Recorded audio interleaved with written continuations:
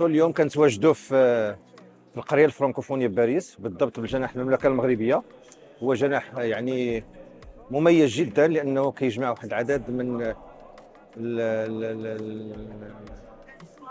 الامور اللي مرتبطه بالغنى والتنوع الثقافي ديال المملكه المغربيه، وكان اقبال عليه كبير جدا خلال اليومين امس واليوم. يعني كان اقبال كبير جدا، واللي جسدوا عدد من الزوار رسميين لهذا الفضاء. هذا هو جناح اللي فيه كنحتفلوا بالثقافه المغربيه والتنوع الثقافي. وكانت فيه واحد العدد ديال الامور اللي هي مهمه جدا. اولا الجانب التراث الثقافي من خلال الصور اللي كتلاحظوا، ايضا من خلال الشريط اللي كيوثق لهذا التراث الغني والمتنوع ديال المملكه المغربيه. اذا كاين واحد العدد من الكتب الانيقه والجميله اللي كتحكي على تاريخ المغرب، كتحكي على علاقه المغرب بافريقيا ولا الجهود ديال صاحب الجلاله في مجال التنميه الشامله والمستدامه. ايضا كنلاحظوا هنا انه عدد الصور اللي هي عدد من الاوراش الكبرى، الاوراش التنمويه الكبرى اللي كيقودها صاحب الجلاله، واللي كتعرفوا انتم انه كاين مشاريع كبرى اللي كينجزها المغرب اطار التحضير ديالو، سواء الكاس العالم 2030 او خلال المشاريع المستدامه اللي هي كتهتم اللي كتتوجه للمواطن. اذا هناك الرواق ورشه الخط المغربي، واللي كان اقبال كبير جدا عليها من خلال يعني عدد من المواطنين من مختلف دول الفضاء الفرنكوفوني اللي جاوا هنا للفضاء المغربي. ايضا حنا كيتعرض واحد شريط اللي هو كيجسد المشاريع التنمويه اللي في المغرب، واللي فيه المشاريع التنميه الشامله. وايضا كاين كما كتلاحظوا تقديم طقوس الشاي المغربي، وهي شيء جميل جدا اللي كيجسد الكرم المغرب والمغاربه ايضا في علاقتهم مع باقي الضيوف ديالهم.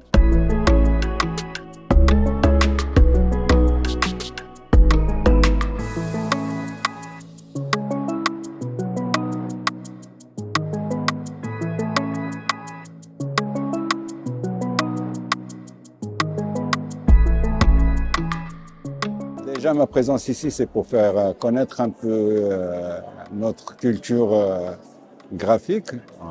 Au Maroc, on a une culture graphique très très développée, surtout ça se voit dans tous les styles d'écriture qu'on a pu développer au Maroc. Et comme l'école qui fait la particularité entre toutes les écoles de la calligraphie arabe, qui est la calligraphie maghribi, le khat al-maghribi. La calligraphie maghribi, qui normalement c'est un ensemble de styles, tu vois, où on trouve déjà au Maroc, on trouve presque 5 ou 6 styles qui sont officiels, comme le mabsout, comme le mujawhar, comme le musannad, comme zmami. Tu vois, et sur le plan, enfin dans le cadre général, il y a plusieurs autres styles.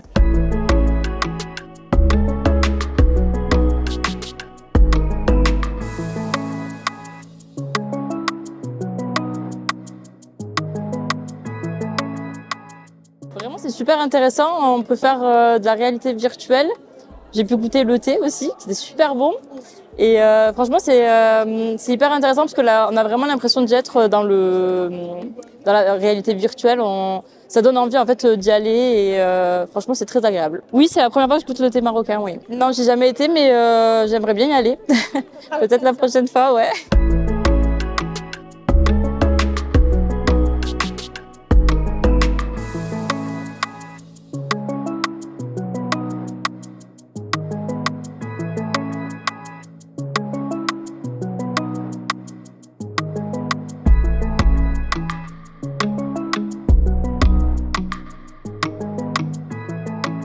مشاركتنا في الفرنكوفونية في القرية الفرنكوفونية طبعا تعتبر أساسية، باعتبار أن دولة قطر هي عضو في المنظمة الفرنكوفونية منذ العام 2012، يعني تقريبا 12 سنة ودولة قطر هي عضو في المنظمة.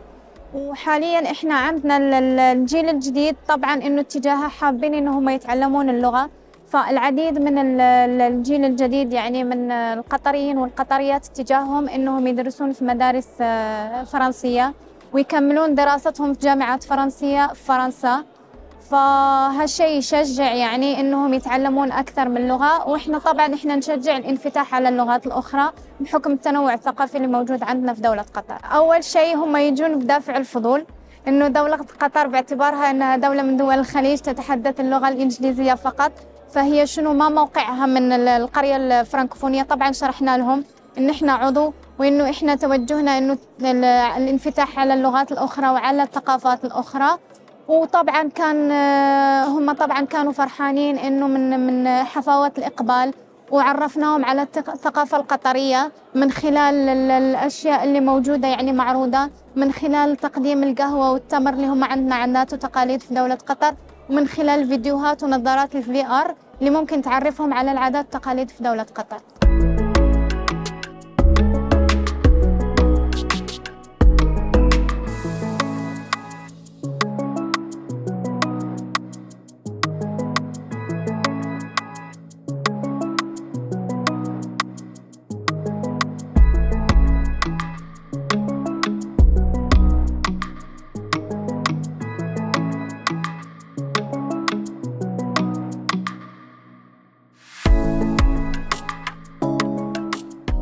Vous êtes sur le pavillon Côte d'Ivoire et nous sommes venus montrer ce que notre jeunesse fait en lien avec le thème Créer, innover, entreprendre en français.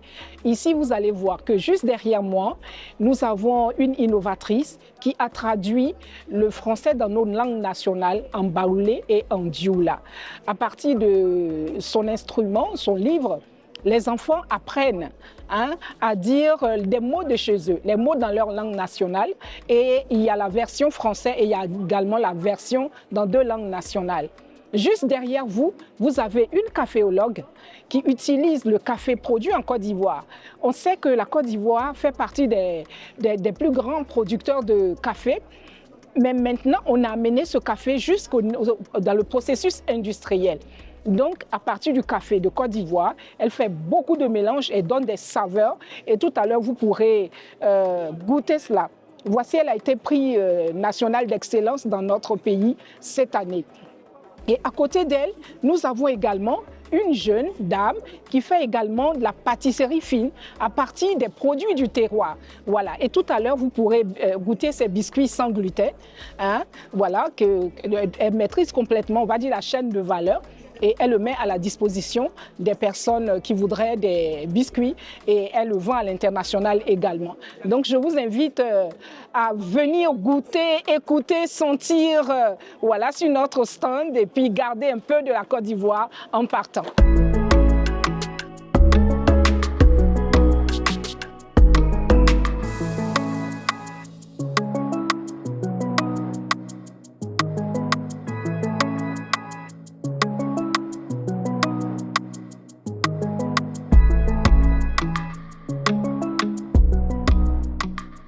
Bienvenue au Cameroun, bienvenue sur le stand du continent. Alors pour ce village de la francophonie, le Cameroun a tenu à être présent pour montrer la diversité culturelle du Cameroun parce que nous sommes un peuple de plus de 280 ethnies et nous tenons à partager notre culture avec les autres peuples qui sont présents ici. Et c'est pour cela que vous verrez en bas, ici aux écuries, il y a une exposition sur les civilisations du Cameroun. Et demain à 15h30, on aura une danse du ballet de la diaspora camerounaise ici en France. Et ce soir également, nous avons une conférence sur les civilisations du Cameroun. Nous avons reçu l'ambassadrice marocaine et c'était très chaleureux. C'était très bien parce que nous nous rendons compte que l'Afrique du nord au sud, de l'est à l'ouest est un et uni. L'ambassadrice a tenu à nous rappeler l'amitié qu'il y a entre le Maroc et le Cameroun depuis des années.